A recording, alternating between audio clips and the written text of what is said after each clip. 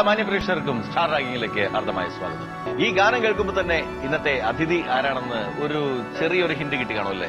ശരിയാണ്, മലയാള സിനിമയില് ഗഫൂർ കാ ദോസ്ത് കോഴിക്കോടൻ ശൈലിയിലുള്ള ഹാസ്യമായി മലയാള സിനിമയിലെത്തി നമ്മുടെ എല്ലാം പ്രിയങ്കരനായി മാറിയ നടൻ ശ്രീ മാമു കോയ.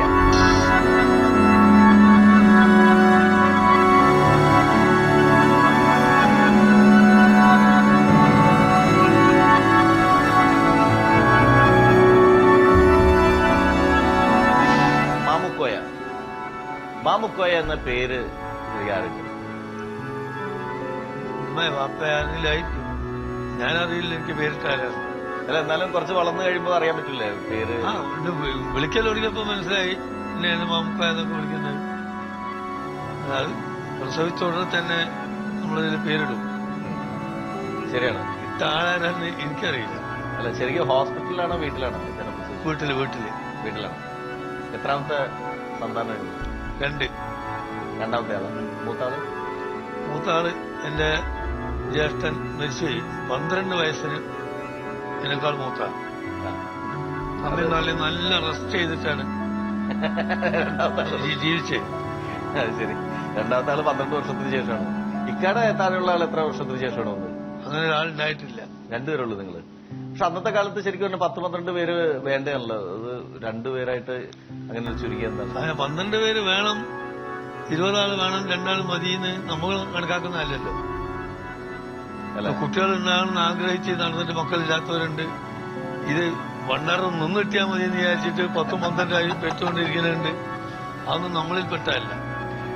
ശരിയാണ്. പക്ഷെ എന്നാൽ പോലും ഈ പടച്ചോ തന്നുകൊണ്ടിരിക്കുന്ന സമയത്ത് ഇനിയും തരട്ടെ എന്ന് പറഞ്ഞ അന്നത്തെ കാലത്ത് ഇങ്ങനെ ഒരു 12 പേര് 13 പേരൊക്കെയാണ് ഒരു വീട്ടിൽ ഫാമിലി.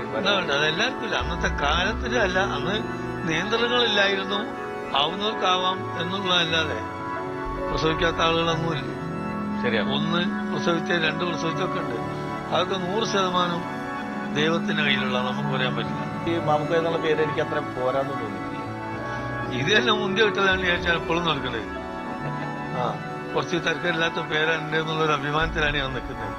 കുവൈറ്റുകാരായിട്ടുള്ള ബന്ധം എന്താണ്? കുവൈറ്റില് മാമുക്കോയ എന്ന് പറയുന്ന ആർട്ടിസ്റ്റിനോട് ഫാൻസ് ഉണ്ട്, കുടുംബക്കാരൊക്കെ ഉണ്ടല്ലോ കുവൈറ്റിൽ. ഫാൻസ് സ്വന്തം മക്കളൊക്കെ തന്നെ ഫാൻസ്. വേറെ അവിടെ കുവൈത്തിൽ അറബികളല്ലേ. കുവൈത്തിൽ നമ്മളെ കുടുംബം പകുതി കുവൈത്താണ്. ഒരു കുവൈറ്റ്സ് അറബികളാണ്. എന്റെ വൈഫിന്റെ അനുജത്തി, മക്കള്, ഭർത്താവ്, ആങ്ങള എല്ലാവരും അവിടെ തന്നെ കുവൈറ്റുകളാണ്. ഞാൻ മാത്രം കല്യാണം കഴിച്ചുകൊണ്ട് ഈ പെണ്ണ് ഇന്ത്യ രാജ്യത്ത് മാറ്റിപ്പോയതാണ്. അല്ല, ശരിക്ക് മറ്റേ അനിയനും ഫാമിലിയെല്ലാം അവിടുന്ന് കല്യാണം കഴിച്ച് അങ്ങനെ? അല്ല, ആ കല്യാണം ഇവിടുന്ന് കഴിച്ചു. ഇവര് ബാക്കി അവരൊക്കെ അവിടെ തന്നെ. അനുജത്തിന്റെ മക്കളും കംപ്ലീറ്റ് അവിടെ തന്നെ കല്യാണം.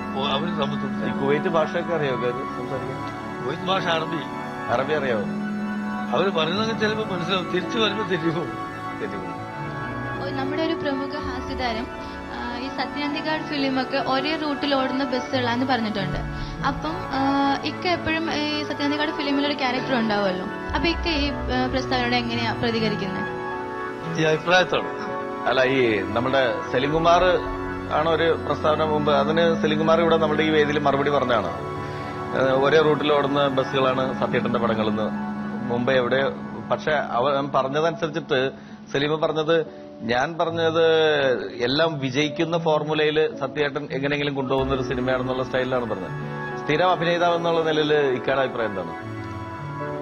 സത്യനന്ദിക്കാടിന്റെ കഥകൾ ഒട്ടുമിക്കതും നമ്മളെ മനുഷ്യ ജീവിതവുമായി ബന്ധപ്പെട്ട നാടൻ സാധാരണക്കാരന്റെ ജീവിതം പറയുന്ന സിനിമകളാണ്. അപ്പൊ അത് മിക്കവാറും അതൊരു കുടുംബ ബാക്ക്ഗ്രൗണ്ടാണ് കഥയ്ക്ക് ഉണ്ട്. അപ്പൊ അത് വരുമ്പോ ഏകദേശം നമുക്കൊരു ഇത് തോന്നും. എല്ലാത്തിലും അമ്മാവൻ, അച്ഛൻ, ബന്ധുക്കള്, അമ്മ, മക്കള്, ഈ ഒരു ഇതാവുമ്പോ കഴിഞ്ഞതും അതന്നെ കുടുംബകഥ നാടൻ രീതിയിലുള്ള സംഭവം പറയുമ്പോൾ അതിനേതാണ്ട് ഒരു ചായ വരും, വ്യത്യാസം ഉണ്ടാവില്ല. അപ്പൊ അതുകൊണ്ട് തോന്നി കാണും, ഇയാൾ പറഞ്ഞു കാണും. അല്ലാത്തതും വ്യത്യാസമുള്ളതും ഉണ്ട്. ശരിക്കും എന്താണ് ഒരു കുടുംബം പോലെ എല്ലാ സിനിമകളിലും ഇക്ക ഉണ്ടാവും, പിന്നെ ഇന്നസെന്റ് ഏട്ടൻ ഉണ്ടാവും, ലളിത ചേച്ചി. സത്യേട്ടന്റെ പല ഇന്റർവ്യൂകളിലും സത്യേട്ടൻ പറഞ്ഞിട്ടുണ്ട് ഇങ്ങനെ, എനിക്ക് ഇവരൊന്നും ഇല്ലാത്ത സിനിമകളെ കുറിച്ചിട്ട് ചിന്തിക്കാൻ പോലും പറ്റിയിട്ടില്ല. ഇവരെന്ന് സത്യൻ ഉദ്ദേശിച്ചത് ലളിതയും ഞാനും ഒടുവിൽ ശങ്കരാടി ആയതുകൊണ്ടല്ല. സത്യന്റെ കഥാപാത്രങ്ങൾ ചെയ്യാൻ പറ്റിയ സാധാരണ ആളുകൾ നമ്മളാണ്, നമ്മൾ മതിയെന്നുള്ള. അത് വലിയ താരങ്ങളൊന്നും ആവശ്യമില്ല എന്നാണ്. അല്ല, വലിയ താരങ്ങളെ ആവശ്യം. ആ വലിയ അങ്ങനെ ഇത്തരം ആളുകൾ ഉണ്ടായാൽ മതി. ഈ ചെറിയ സാധാരണ നാടൻ കഥാപാത്രങ്ങൾക്ക് യോജിക്കുന്ന വലിയ താരങ്ങള് ശരിക്കും ആർട്ടിസ്റ്റുകൾ മതി എന്നുള്ളതാണ്. ഇക്കയെ കുറിച്ചിട്ട് നടി സുഹാസിനി ഒരിക്കൽ പറഞ്ഞു, എനിക്ക് ഏറ്റവും ഇഷ്ടപ്പെട്ട നടൻ മാമുക്കോയ. എന്താ അങ്ങനെ പറയാനുള്ള കാരണം? അല്ലെങ്കിൽ പറഞ്ഞപ്പോൾ എന്ത് തോന്നുന്നു? അവർ പറയാനുള്ള കാരണം എനിക്കറിയില്ല. അവർക്ക് പടം കണ്ടിട്ട് ഇഷ്ടപ്പെട്ടിട്ടോ നമ്മൾ അഭിനയം ശ്രദ്ധിച്ചോണ്ടോ ഒക്കെ ആയിരിക്കും. പറഞ്ഞപ്പോ പ്രത്യേകത തോന്നിയില്ല. അവരുടെ ഒരു വാക്കുകൾ കിട്ടി വളരെ സന്തോഷം. നമ്മളെ പലരും മനസ്സിലാക്കുന്നുണ്ട്, മനസ്സിലാക്കിയത് നല്ല രീതിയിലാണ് എന്ന് നമുക്ക് അനുഭവപ്പെടുമ്പോഴൊരു ചെറിയൊരു സന്തോഷം. സാധാരണ ഇക്കടെ ആക്ടിങ്ങില് ഞാൻ ശ്രദ്ധിച്ചിട്ടുണ്ട്, വളരെ നാച്ചുറൽ ആയിട്ടുള്ള ആക്ടിംഗ് ആണ്. അതായത് ഒരു ജസ്റ്റ് ബിഹേവ് ചെയ്യും പോലെയാണ് ചെയ്യുന്ന എല്ലാ സിനിമയിലും. അത് പണ്ടത്തെ സിനിമയിലാണെങ്കിൽ ഇപ്പോഴത്തെ ന്യൂ ജനറേഷൻ സിനിമയിൽ ഏതിലും ഇക്കടെ ആക്ടിങ് അങ്ങനെ തന്നെയാണ്.